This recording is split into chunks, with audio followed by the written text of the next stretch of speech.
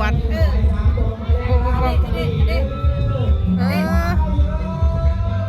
คุณนั่งนั่นนะ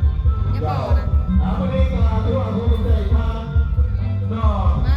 อย่าจ่อยนะใส่แว่นตานะเอาเงินใส่กระโจมกล้วยเลยไปเลย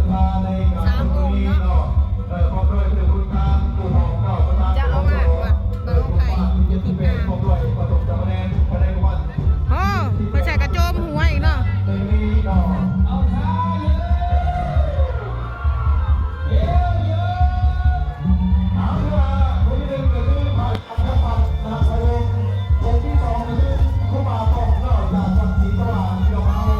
ไปพามก็บ่ได้แบกก็ไปโจมน้องเขาซื่อๆก็เอาเลยเนาะ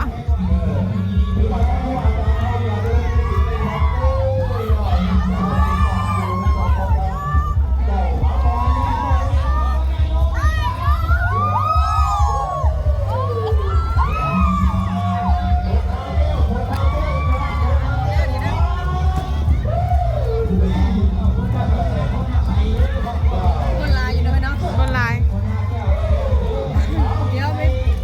เทวัดไทยบัวแล้วก็จะเป็นงานศิลปกรรมเนาะพี่น้องจังหวัดเนาะเรียนก่อนนะทำขลุ่ยอะไรอีหนวดเด้ออีหนวดบ้าน คนหาแก้วยายเขียว คนร้ายเติบ ร้ายฮะแล้วนี่ถือว่าร้ายแล้วนี่ เฮ้ยมันอย่าเคี้ยวคืองามเธอหรอวะ เรื่องเต็มโต เมงนาลี แมงนาลี่แบบนี้เต้นก็อยากไปนำเด้อเฮ้ยพวกนั้นหู อยากน้ำก้นอยู่ได้พี่น้องเมงนาลีแบบนี้มาว้า เออ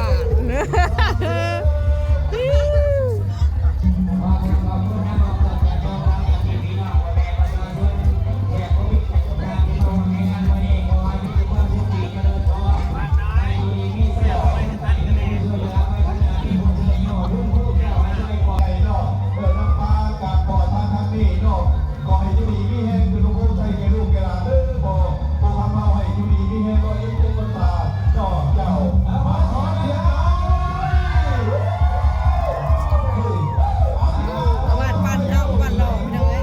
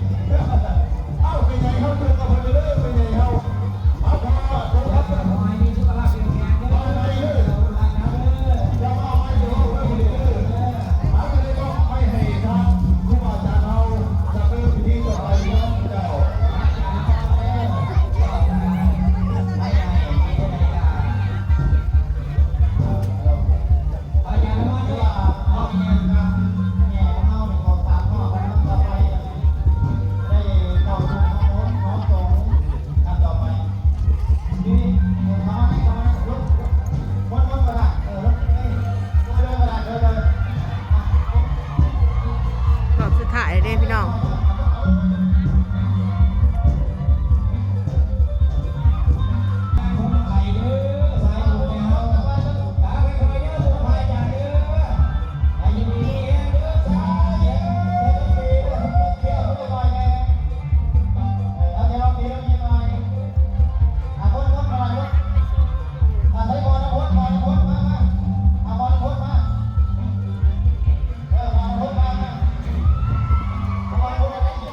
ไหน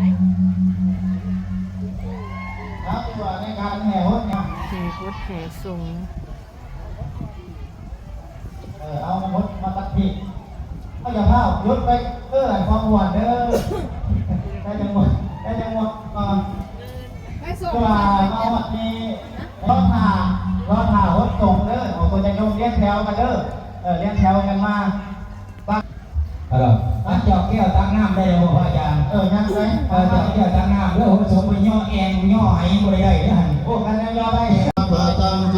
ติตังสุกาโนสุโมโหโตจะตุเนตังปมาจาริสุมาจักขินังกายกัมมังวาจักกัมมังมัทธากินังมัทธากินังมโนกัมมังปานิทิเตปัทธากิโนปัทธากินานุรัตตวานาราพันตเตปัทธากิเนโมเลตกายานานันติวัตโนยวังตวะเวชโยวิจยาสุตนี่นั่นไม่ทันแล้วที่เราโอ้ย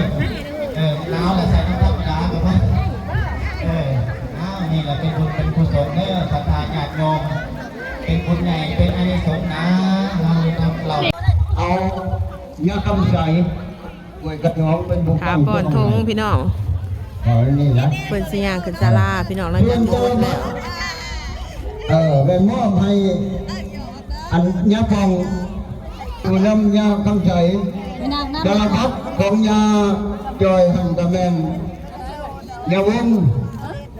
เป็นผู้ถือยอมแห่งกันดาม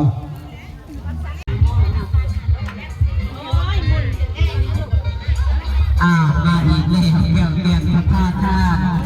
จะให้ตามพระองค์บอกเราเพิ่งได้มาทุกคนเมื่อขณะมีปัจจัยอยู่3,000 ปีรออาตาสาธุด้วยบอกสาธุตัวเมื่อขณะเป็นน้ำรอข้ามสักข้าวข้ามบานรอของเสียป้อนใส่ยันยัดรอก็ขอให้เป็นบุญเป็นกุศลเด้อขอให้อยู่ดีมีแห้งเนาะเสียป้อนใส่ยันยัดเนาะคนใดว่าเป็นสักข้าวเพิ่มบ้านนำบานเนาะกษัตริย์อุปโภคนาบุญนำทางครอบครัวเสียป้อนใส่ยันยัดเนาะในกับผู้ต่อมาการเรียกสักข้าวเพิ่มบ้านเครื่องดื่มทางแมทธิว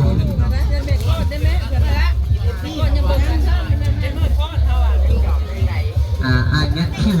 เนาะจาก USSR มาดู USSD เนาะกษัตริย์อุปโภคนามันนำเราเป็นศรัทธาเพิ่มบ้านเนาะเครื่องดื่มก็ขอให้เป็นบุญเป็นกุศลเนาะทางครอบครัวแมทธิว โอ้ยพี่น้องเอ้ยฟังน้ำก็ฮอดบ่ทันพี่น้องยาคู่คนอ่านไล่ซื้อนะเฉพาะ10 รอบละมื้อนี่พี่น้องเอ้ยนี่แหละนี่ไล่ซื้อในป้านี่แหละพี่น้องเนี่ยยาคู่คนอ่านเฉพาะ10 รอบนะเพิ่นอ่านล้ำไปล้ำมาพี่น้องเอ้ยอัมพาวันสุวรรณรายการเมออกคำป่าสระตรีเซเร่แล้วก็พอออกรุ่นนี่ น้ำ10 แพ็คเอาไปขณะหมอลำจะแพ็คหัว3บ่แล้วก็แจกน้ำ เกสรธรรมพงษาเราเป็นเจ้าภาพเจ้าสถาน นี่แต่ท้องใหญ่นะป้าแม่น่ะท้องใหญ่ๆนะ ซี่และกาดิโดกับขอให้เป็นบุญเป็นกุศลขอให้มีแต่ความสุขกายสบายใจทุกท่านทุกคนผู้ที่มาเป็นเจ้าภาพเจ้าสถานร่วมบ้านมีแต่ความสุขความเจริญการขอความขอบใจนำออกคนญาติโยม รอพวกก่อนเขาจะออกมาพี่น้อง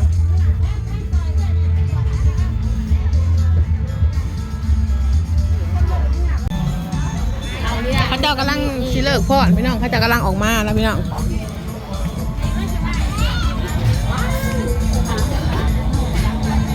คอยเย็นไปฮะเขาเจ้ากำลังออกมาปัจจัยอยู่50,000 ปีเอากระเล่มมาฮะเอาไปหาสักคนทางทีเดียวมาคุยต่อท่านตอนครั้งแรกในข่าวตอนเช้าเมื่อหน้าให้หาดีเด้อการอาจารย์เดี๋ยวเด้อขวดเป่าบ้างในการมีทางผ่านเหมือนแม่มันจองเลยบ่เห็นมันเป่าอยู่นะทั้ง บ้านต้องล็อกไม่แม่โดยได้เนี่ย โฆษณาหน้าต่อร่าง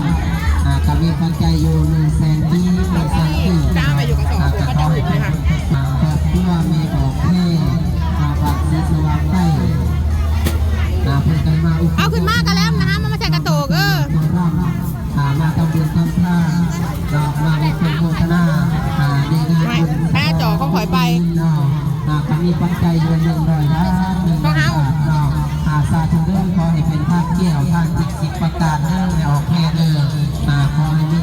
ตกายสบายใจอยากให้ทุกท่านสุขท้ายหมด ให้ข้าเจ้าผู้นั้น หานอนรับขอให้ได้ยินวันรอเตียนขอให้ได้ยินแสนเราอามาอีกเรื่องเรื่องสภาพดีไม่ออกยังดีไม่ออกทุกมาบันทึกอากาศดูโปรโมทนาบุญรับไม่ออกทุกเรามีปัจจัยอยู่50,000ที่เราขอให้เป็นบุญเป็นกุศลเด้อ ป้าทางนี้ก็ถือลุ่มทวะไปได้ยาย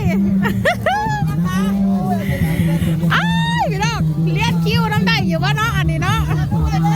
ปุ่มพึกๆพี่น้อง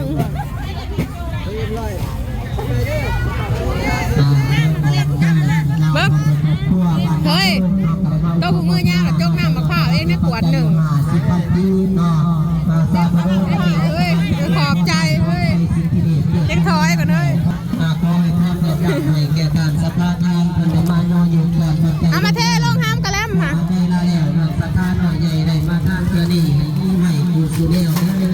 ครอบครัวมีออกปุ๊บแล้วก็ครอบครัวมีออกคู่แล้วก็ครอบครัวมีออกเพิ่มเราเอามาอีกแล้วแก่สตาทานมีทางครอบ